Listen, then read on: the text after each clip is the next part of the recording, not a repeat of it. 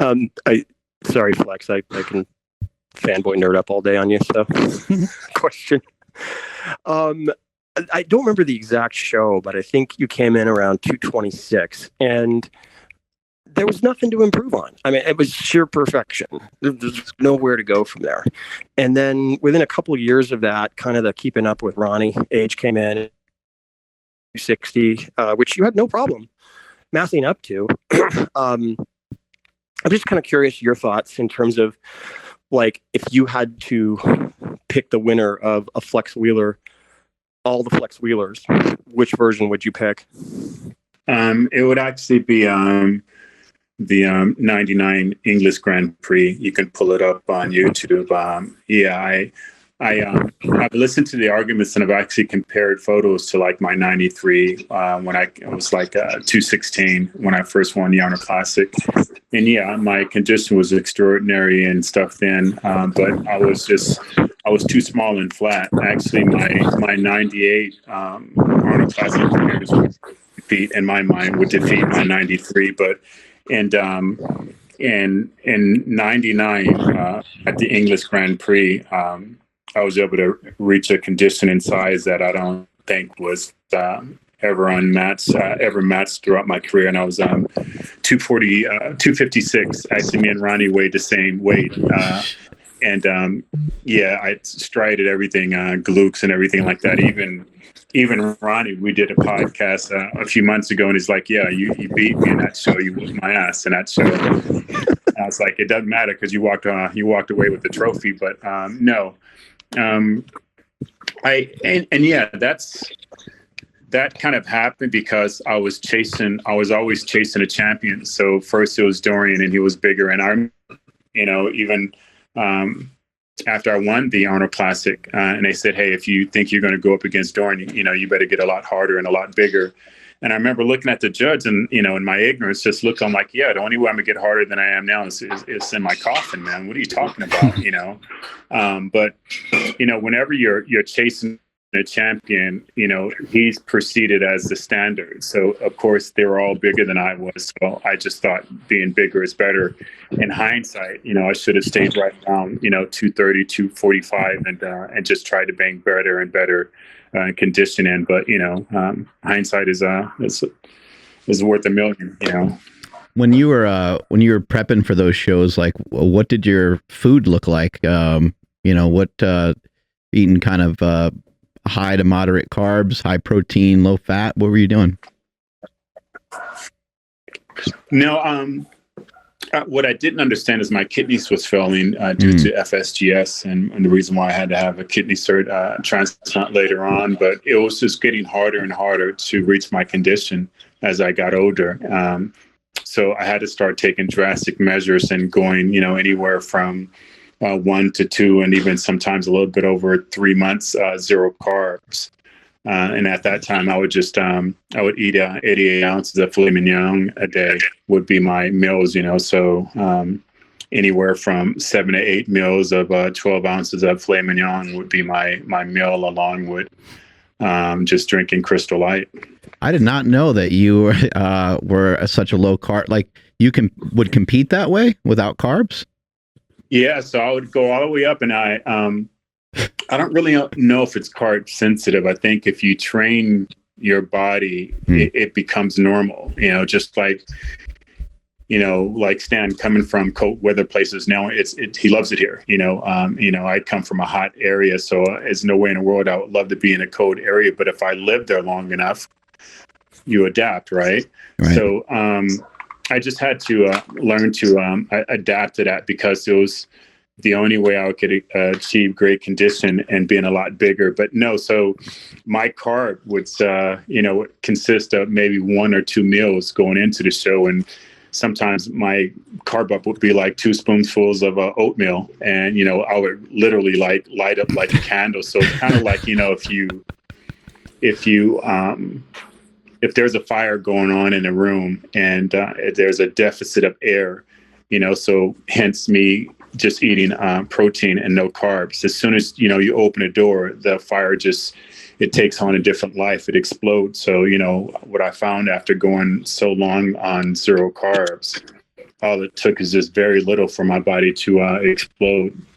I think Joel and Carl right now have a full erection, by the way, because what you're speaking about is stuff that these guys are not only have they practiced a lot of the same things you're mentioning, but they also have studied it quite a bit. Joel, what have you kind of seen, in people that, switch to kind of lower carb diet for a period of time, and then they bring the carbs back in? It's kind of my understanding that in some cases, the carbs can almost act as being more effective as long as that's not done for too long. If we go keto for too long or kick the carbs out for too long, when we bring the carbs back in, it can sometimes be problematic. What have you seen? What I see a lot of are what I've seen, right? People that are coming off certain dietologies, like they did keto for 3 years or they did carnivore for a couple of years, and their insulin sensitivity has really kind of gone out the window, and they're having to retrain that back in. So I would use the analogy, insulin sensitivity it's somewhat like a muscle. If you're not training it, it withers with use or disuse. I think you're right in terms of there's a push-pull between, if you do it for a while, you kind of go low carb, but actually you get the reverse effect. It actually primes insulin sensitivity. And then over the really long haul, at least what I'm seeing a lot of is it seems to, in many cases, wither. And then you kind of have to train it back in. How about for you, Carl? Yeah. Oh, go ahead. I would just say it's not for everyone, some people just define the laws of everything that we learned or we taught. So I remember Chad had Ronnie tried to go zero carbs, and I remember Ronnie telling him that he passed out, he went hyperglycemic and almost had to go to the hospital. And he was actually having 3 times the amount of rice I was having, and he still went hypoglycemic. So it's just, everybody's just so different. You just can't build a platform for anyone just because it worked for somebody else. It has to be, specific, and everybody has to be able to tolerate that. In your quest to get bigger, Flex, when you went from being, 216, 218, to being 260, did you lift a lot heavier, or like, what did the training look like? No, it was always the same. I mean, back then, if you didn't bang heavy and hard, you basically got your ASS whooped and kicked out the gym.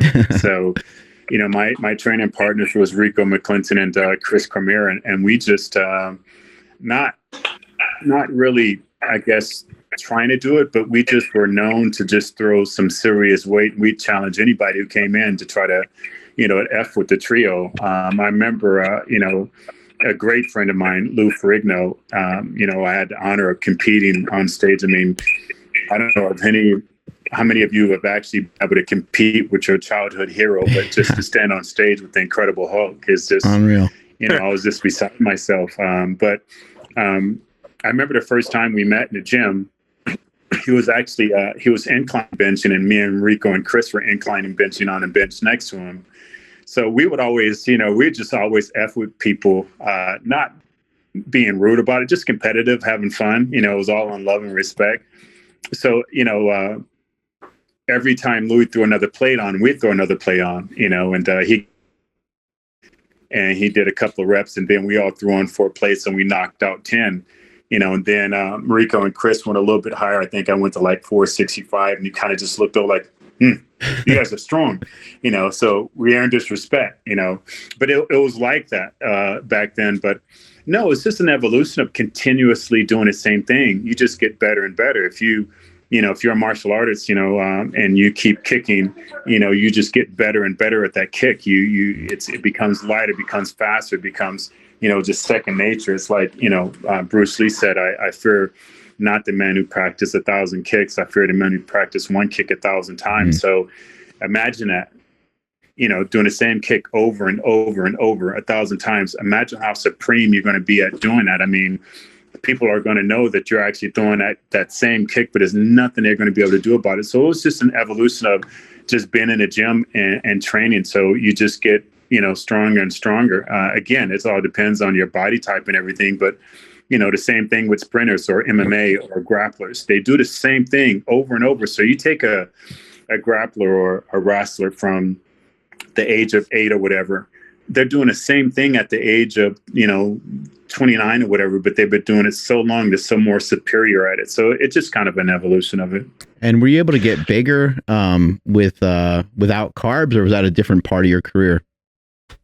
No, well, actually, the heaviest I was on 0 carbs, and there's a famous photo of me doing standing back rows, and Charles Glass is in reflection of the mirror, and all you can see is my back. And at that time, I was, I think I was 269, going down to 249, and at that size and weight, my back is all striated and everything, but it just felt great to me. I didn't have a problem going 0 carbs. I had tons of energy, and I can just go in the gym and just bang super, super hard. So I didn't lose my strength or anything like that. It just really worked well for me.